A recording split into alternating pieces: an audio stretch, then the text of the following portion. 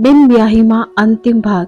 2 minute के लिए मैंने इग्नोर कर दिया था और मैं अपनी परेशानी में वापस आ गई।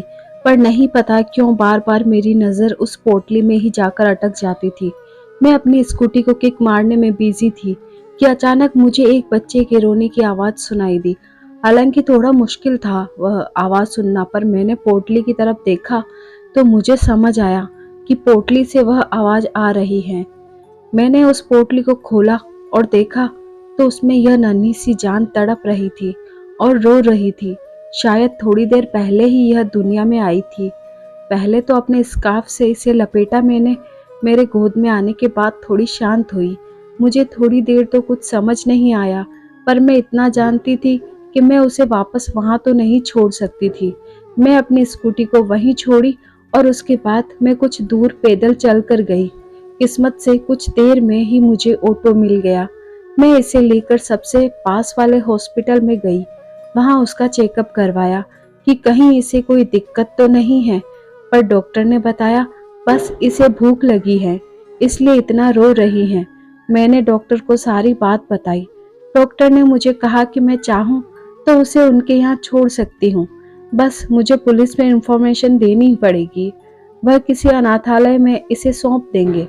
मैंने डॉक्टर से बात की और उनसे कहा कि आप इसे रात के लिए एडमिट कर लीजिए, ऑब्जर्वेशन में रख कर देख लीजिए, मैं सुबह आकर आपसे मिलती हूँ। तो डॉक्टर ने उसे रखने से मना कर दिया। बिना किसी पुलिस को इन्फॉर्मेशन दिए या एफआईआर किए अब मुझे कुछ समझ नहीं आ रहा था। मैंने माँ पापा और भाई को कॉल किए, पर बारिश की वजह से कॉल नहीं लगा। 11 बज चुके थे।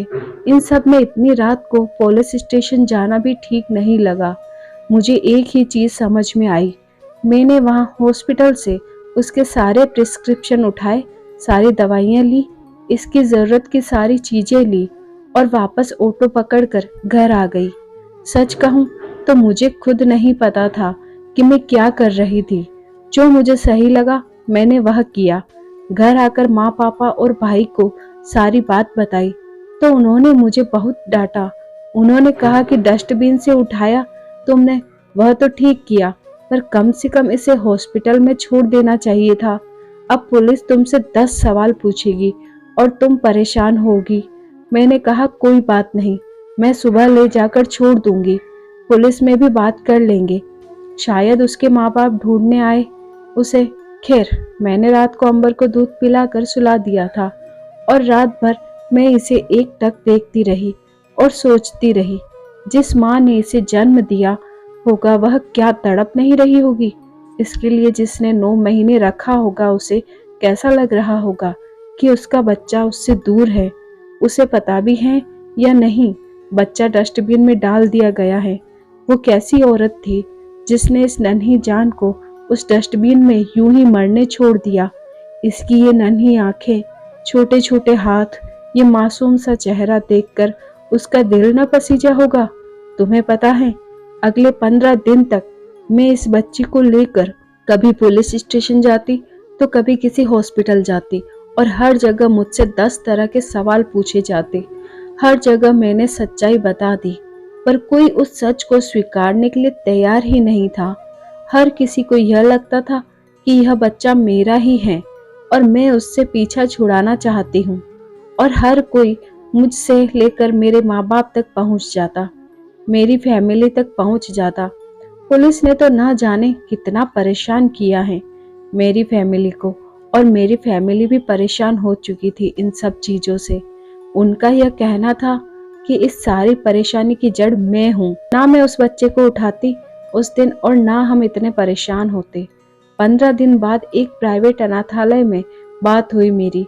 मैं छोड़कर तो आई थी इसे, पर जब मैं वहां से निकली तो मुझे लगा जैसे मैंने अपना ही कुछ छोड़ दिया है। कुछ देर वही बाहर बैठ गई। उस दिन ना मैं ऑफिस में काम कर पाई, न रात को सो पाई। मुझे पता था जो मेरे दिमाग में चल रहा था वह शायद बहुत बड़ा डिसीजन था और मेरे घर वाले कभी मेरा साथ नहीं देंगे। मैं दूसरे दिन सुबह वापस गई और उस अनाथालय से हमेशा के लिए इसे अपने साथ लेकर आ गई। मैं तो इसे अपना चुकी थी, पर मेरे परिवार ने इसे नहीं अपनाया था।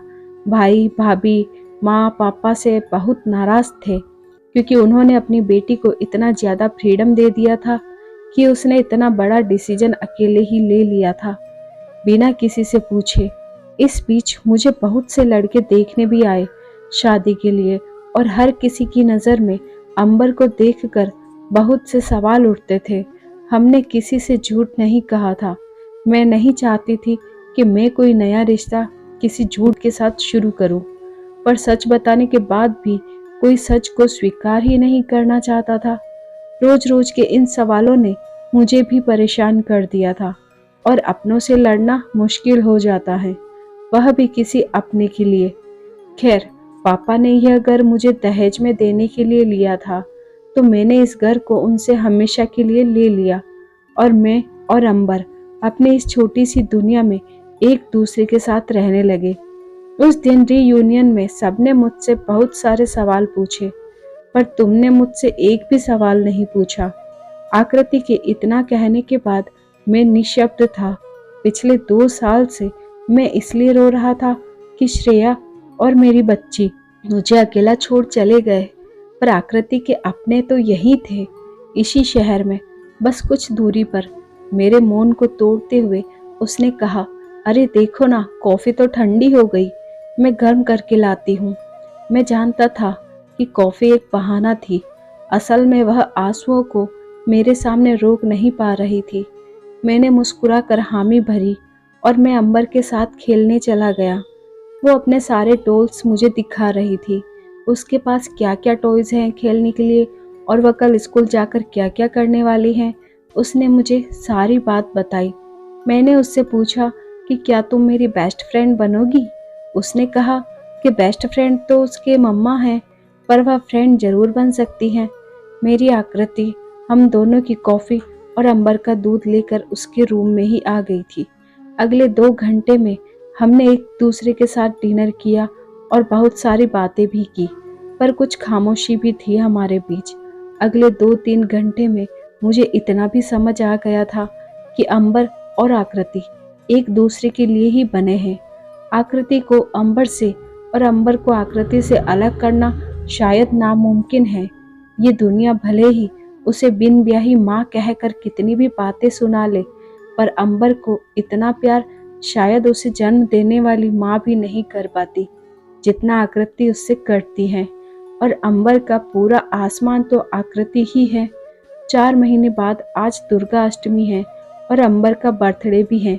आकृति अंबर का बर्थडे साल में 3 बार मनाती हैं, 2 नवरात्रि की अष्टमी में और एक उस दिन जिस दिन अंबर उससे मिली थी।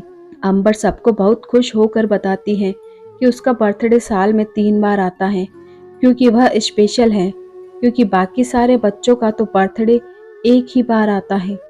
खैर, आज मैं थोड़ा नर्वस हूँ। आज मैं आकृति और अंबर को प्रपोज करने वाला हूँ कि अपने उस छोटे से जहां में थोड़ी जगह मुझे भी दे दे। मैंने अंबर के लिए बहुत सारी शॉपिंग की है। मैंने सोचा कि आकृति के घर वालों से पहले बात करूं, पर पहले उससे पूछना मैंने मुनासिब नहीं समझा। सच कहूं तो इन 4-5 महीनों में मुझे आकृति से ज़्यादा प्यार अंबर से हो गया है।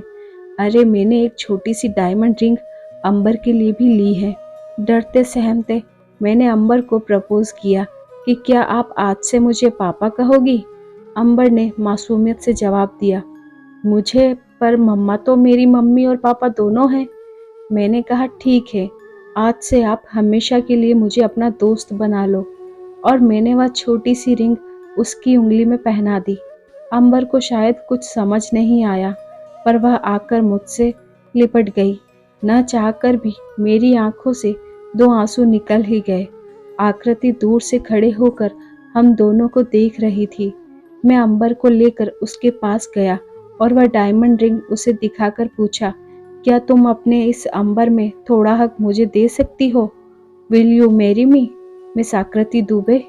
उसने कुछ कहा तो नहीं, पर उसकी आंखों से बहते हुए आंसू और चेहरे पर आई मुस्कुराहट ने मुझे उसकी हाँ का पता दे दिया था। थोड़ी देर बाद उसने अंबर को कहा, बेबी, आज से मैं बस आपकी मम्मा हूँ।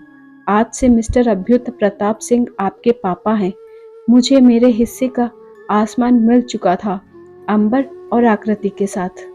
दोस्तों, ये कहानी यहीं पर समाप्त होती है।